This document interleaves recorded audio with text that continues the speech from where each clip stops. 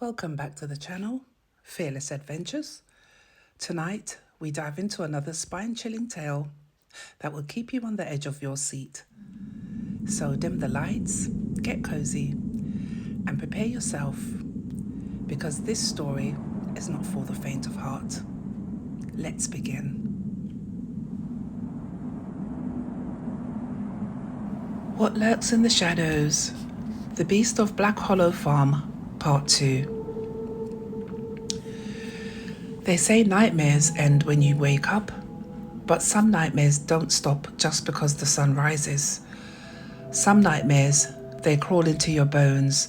They live in the quiet places, the dark spaces just outside the edge of the light. Some nightmares follow you home. A sudden thud, a scraping sound, claws dragging across wood.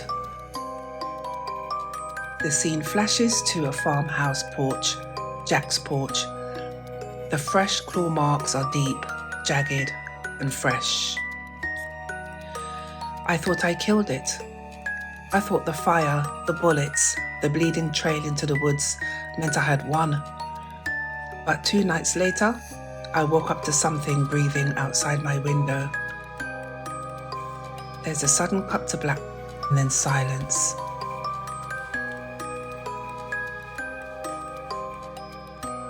Inside the farmhouse, Jack sits at the kitchen table, a whiskey bottle half empty, shotgun on the table. His wife Ellen clutches a blanket around her shoulders.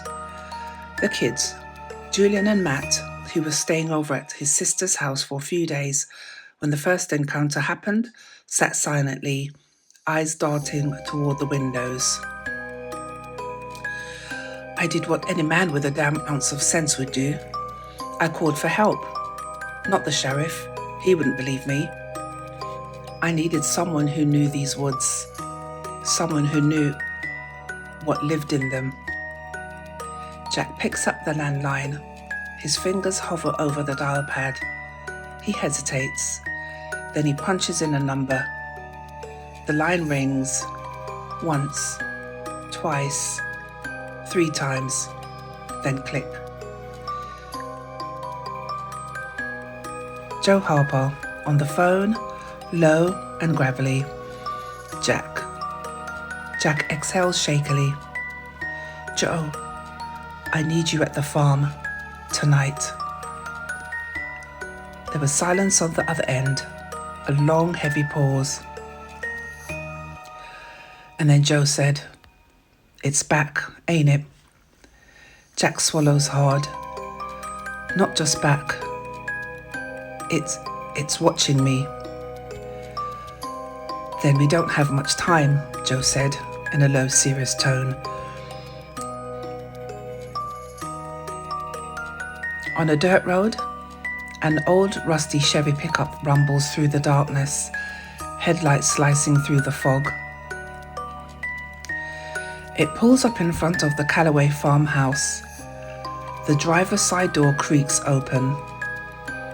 Out steps Joe Harper, a man in his early 60s, broad-shouldered, scarred hands, dressed in an old hunting jacket. His face is lined with age, but his eyes are sharp, watchful. He carries a long rifle, the kind that's seen war, the kind built for things bigger than deer.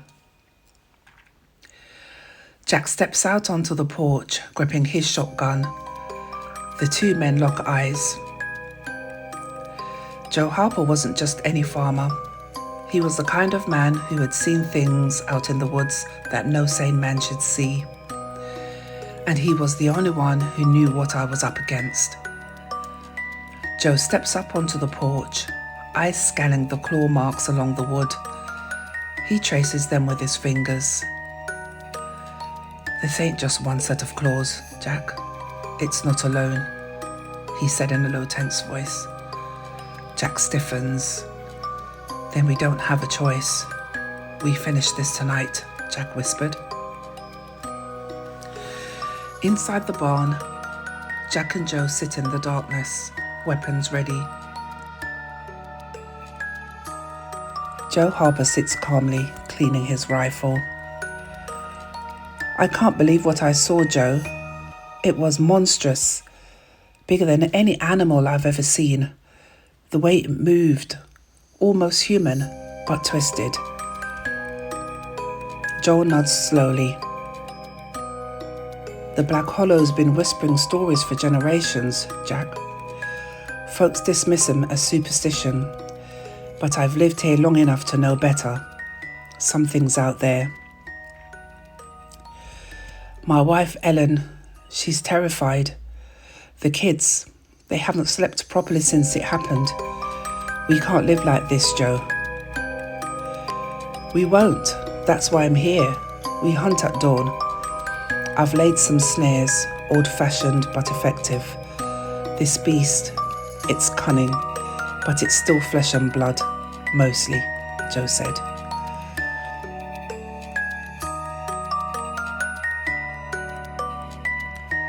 The sound of wind howling, a branch scraping against the window. What was that? Jack asked. Just the wind, but stay sharp. These creatures, they're drawn to fear. Don't give it satisfaction, Joe said.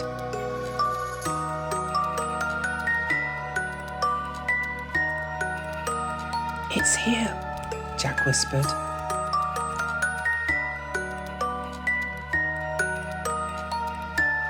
The beast emerged from the tree line, a hulking, shadowy figure. It lets out a terrifying roar. A deep, inhuman growl rumbles through the night. Then they move, fast. Joe fires first. The rifle's boom shatters the silence. The first figure stumbles, but doesn't fall. Jack fires next. The second jerks back, snarling. Then, something hits the barn, hard. The wood shakes, dust raining from the rafters. Jack turns just in time to see a massive shadow leap onto the roof. Clawed hands curl over the edge.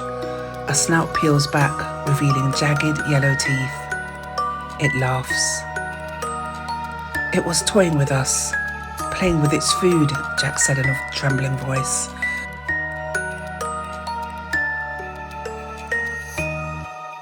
The Dogman drops down, fast, too fast. It crashes into Joe, knocking the rifle from his hands. Joe grunts, struggling, pushing against hundreds of pounds of muscle and rage. Jack, now! Joe said through gritted teeth. Jack raises the shotgun and fires. A direct hit to the creature's head.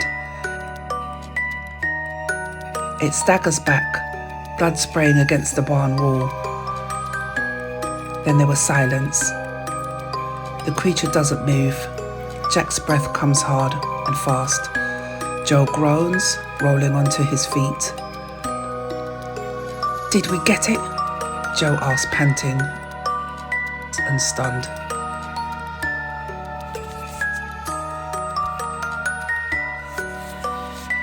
There was a long pause, then laughter, soft, guttural, and unnatural.